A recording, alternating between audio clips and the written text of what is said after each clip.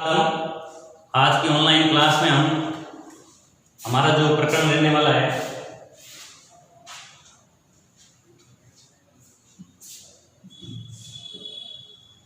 जल संसाधन। तो कल के ऑनलाइन क्लास में हमने भूमि संसाधन के बारे में अध्ययन किया था। आज हम जल संसाधन के बारे में अध्ययन करेंगे। जल एक प्राकृतिक संसाधन में सबसे महत्वपूर्ण संसाधन है। जल की यदि बात करें तो जल ही जीवन है। जल के बिना जीवन संभव नहीं हो पाता है, क्योंकि पृथ्वी पर जीवन की जो कल्पना हमने की है वो जल और वायु के कारण ही होती है। स्थल भाग तो सभी जगह सभी ग्रहों पर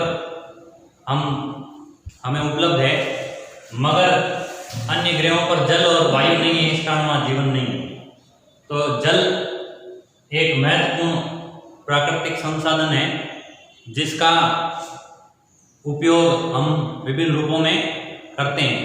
यदि इसकी उपलब्धता तो इसकी हम बात करें तो ये हमें विभिन्न रूपों में हमें प्राप्त होता है।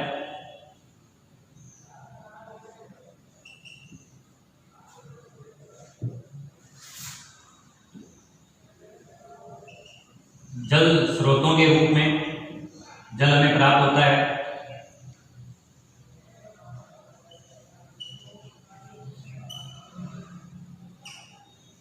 भूमिगत जल के रूप में हमें जल प्राप्त होता है। जल चक्र के रूप में हमें जल प्राप्त होता है। तो इस पृथ्वी पर विभिन्न रूपों से हमें जल प्राप्त। जल स्रोतों में यदि हम बात करें तो नदी, तालाब, कुएं, बावड़ी, ये सब इस जल स्रोतों के अंतर्गत आएंगे, जिससे हमें जल प्राप्त होता है और हम उसका उपयोग करते हैं। उसके बाद जल हमें भूमिगत रूप में, भूमिगत यानी कि भूमि के अंदर जो कठोर चट्टानें होती है, उन चट्टानों के बीच जो रिक्त स्थान होता है वहाँ जल जाकर के इकट्ठा हो जाता है। वर्षा का जल भूमि के अंदर उसका रिसाव होने के कारण से वहाँ जाकर इकट्ठा हो जाता है, जिसको भूमिगत जल या भौम जल भी कहते हैं।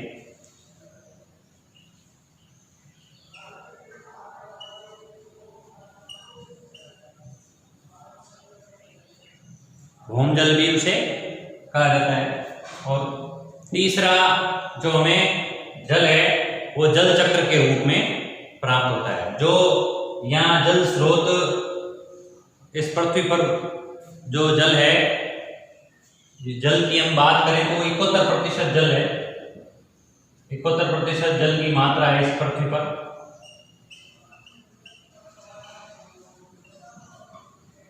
तो उसमें जल स्रोतों में जो जल मिलता है वो पुनः वर्षा जल चक्र के रूप में, वर्षा के रूप में हमें प्राप्त होता है।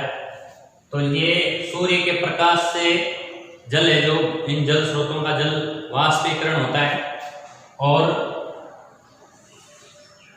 बादलों का रूप लेता है और वर्षा होती है, और पुनः वो भूमि के माध्यम से विभिन्न क्षेत्रों के द्वारा होते हुए और जल स्रोतों में जाकर मिल जाता है, जिस प्रक्रिया को हम जल चक्र कहते हैं। तो उसके रूप में भी हमें जल प्राप्त होता है। तो ये जल इस पृथ्वी पर 71% है। उसमें से हम 71% में से 2.7% जल है जो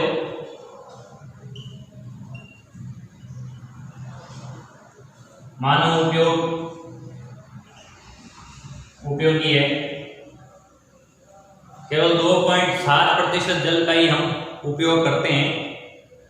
बाकी जो जल है वो मनुष्य उपयोगी नहीं है, उनका महासागरों का या भूमिगत जल भी जो हमें प्राप्त होता है वो अधिकांशतः खारा जल है, लवणीय जल जिसको हम कह सकते हैं। जल की यदि बात की जाए उपयोगिता के अनुसार तो भारत में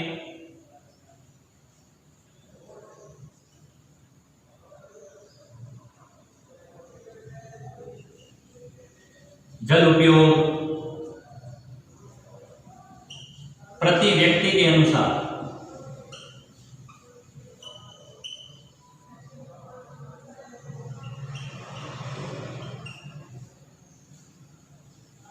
135 लीटर जल उपयोग में लिया जाता है। भारत के अंदर यदि एक व्यक्ति पर जल का उपयोग देखा जाए वो 135 लीटर है, जिसमें विभिन्न रूप हो सकते हैं।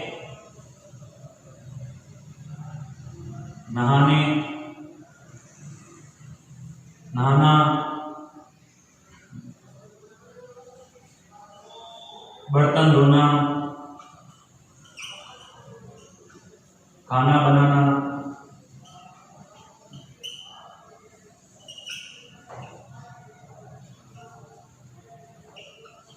शौचालय के रूप में, तो विभिन्न रूपों में जल का जो उपयोग किया जाता है मनुष्य के लिए, तो एक व्यक्ति के रूप में हम 135 लीटर है जो पानी का उपयोग किया जाता है। यदि इसकी हम और उपयोगिता की बात करें तो भारत के अंतर्गत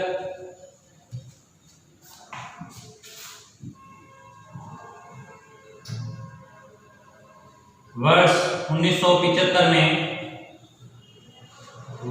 1975 के अंदर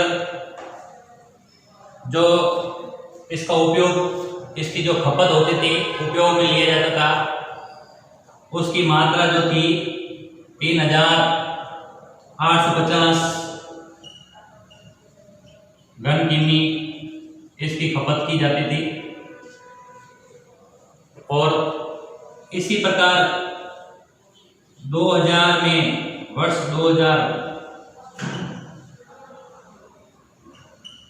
2000 वर्ष के अंदर है जो इसकी खपत बढ़ करके 6000 घन किमी इसकी उपयोगिता में। तो यदि हम इसकी उपयोगिता की बात करें तो हमारे जो पीने योग्य जो जल है, मनुष्य उपयोगी जो जल है, वो 2.7% ही जल है। तो यदि हम इन आंकड़ों को देखें तो इस आंकड़े में प्रतिवर्ष निरंतर इसकी खपत में वृद्धि होती जा रही है। और जल जो हमारा है वो एक सीमित मात्रा नहीं है, जिसका हम विभिन्न रूपों से उसको उपलब्ध करके उसका हम उपयोग करते हैं। तो इससे हमें वर्तमान में बचाना भी जरूरी है। यदि हम जल को नहीं बचाएंगे तो आने वाले समय में कई प्रकार की समस्या हमारे सामने आ सकती है। तो अब हम बात करें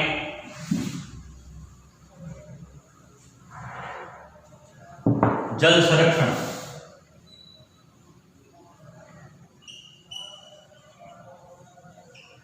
तो जल का संरक्षण भी करना आवश्यक है। यदि हम जल का संरक्षण बचाएंगे, संरक्षण यानी उसको बचाना, जल को बचाना ही संरक्षण कहलाता है। जल को बचाना अत्यंत आवश्यक है।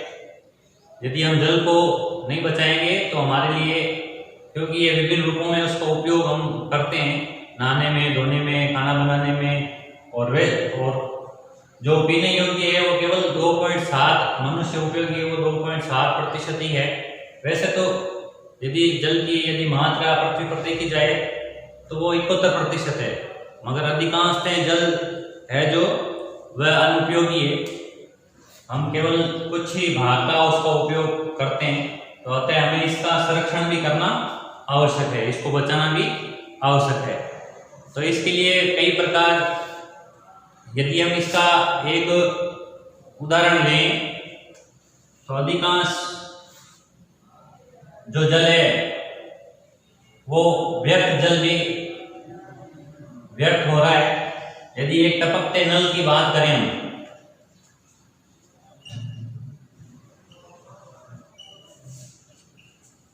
टपकते नल में 2000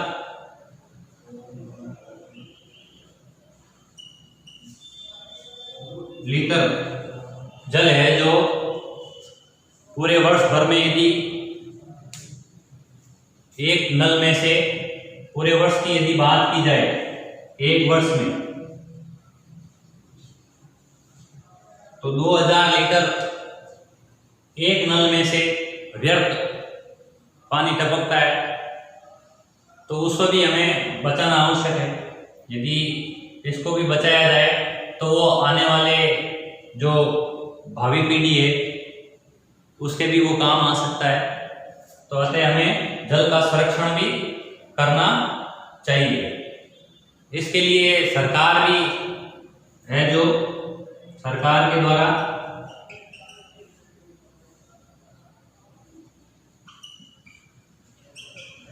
प्रतिवर्ष 22 मार्च को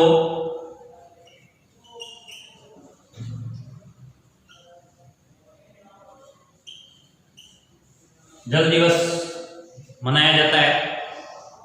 तो जल संरक्षण के लिए हम विभिन्न प्रकार के तरीकों को अपना सकते हैं, जिसमें से यदि हम बात करें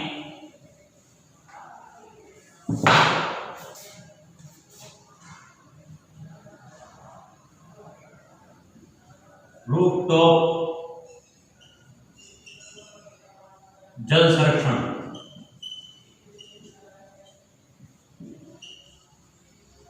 विधि, रूफटॉप जल संरक्षण विधि जिसके द्वारा इसमें वर्षा का जो जल है, रूफ यानी कि छत, टॉप यानी ऊपर की जो छत पर वर्षा का जो जल गिरता है, तो उसे हम अपने घरों में बने जो हौद है,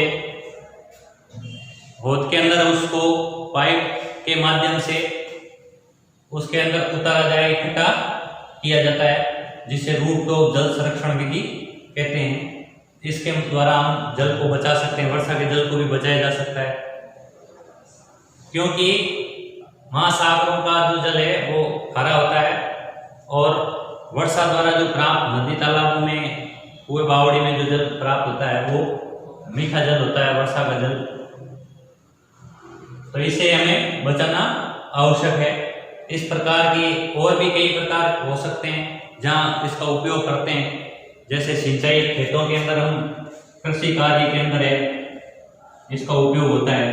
तो कृषि में विभिन्न तरीकों के माध्यम से, जैसे फुहारा पद्धति के रूप में बूंद बूंद सिंचाई जिसको हम कहते हैं, तो उसके द्वारा भी हम जल को बचाया जा सकता है। तो इसलिए हमें जल का संरक्षण भी करना आवश्यक है। आज के इस टॉपिक में हमने जल और उसके संरक्षण, उसकी उपयोगिता के बारे में और कुछ आंकड़ों के बारे में हमने जानकारी प्राप्त की है। अब इससे संबंधित कुछ प्रश्न हम अपनी नोटबुक में इस वीडियो के माध्यम से स्वयं ही उत्तर देने का प्रयास करेंगे। आप स्वयं ही इसका उत्तर अपनी नोटबुक में लिखेंगे। मैं प्रश्न यहाँ लिख देता हूँ, आप इसे देख करके अपनी नोटबुक में उतारेंगे। पहला प्रश्न,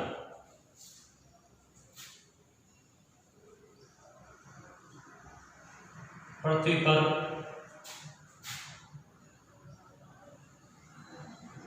जल की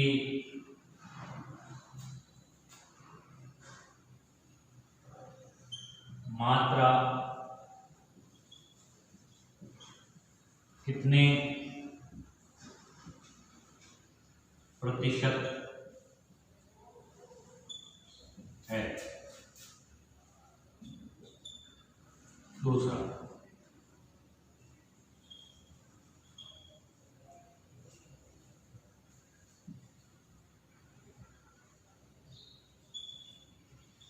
कुल प्रतिशत में से कितना प्रतिशत जल मानव उपयोगी है?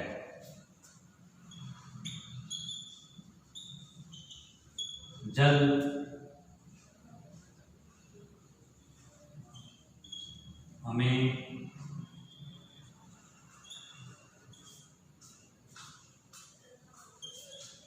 किन रूपों में प्राप्त होता है? तो आज के लिए इतना ही। धन्यवाद।